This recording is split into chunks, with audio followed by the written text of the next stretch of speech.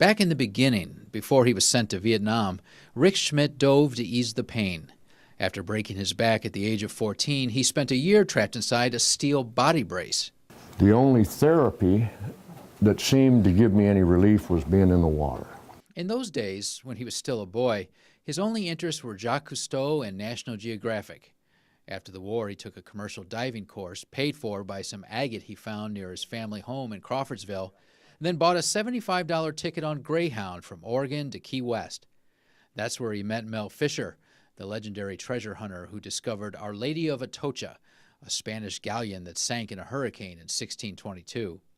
The ship was returning to Spain, carrying a full load of gold, silver, gems, and jewels. It was 54 feet deep here, but it's only 12, 13 feet deep up here. For over 20 years, Smitty, as he prefers to be called, dove the Atocha wreck off and on. He also did commercial diving jobs here in the Pacific Northwest and sometimes taught at Seattle's Divers Institute of Technology.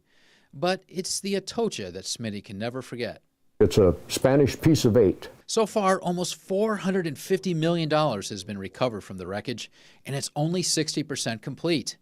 Divers like him were paid a percentage of the artifacts they recovered. He would pay us with treasure, and then it was up to us to realize the value of the treasure. Though people ask him all the time if he's rich, Smitty estimates he's only made about $50,000 in Atocha treasure over the years. Most of the divers are just as poor now as they were then. Treasure is only worth what someone is willing to give you for it. Now 64, Smitty can't dive anymore because of a bout with cancer.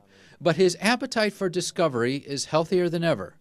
That desire to find something both ancient and new. A lot of it's stuff that man has lost himself. A lot of it's stuff that was there before we were ever around. To keep the search alive, he formed the Ancient Divers Treasure Society, a group of people who meet to discuss buried artifacts, along with expeditions to bring them home. All you really have to do is believe in your dreams. These days he lives in his family home, and the nearest water is the shallow stream of the Calapooya River.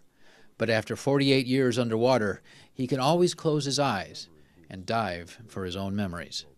In Crawfordsville, Bob Shaper, KEZI 9 News.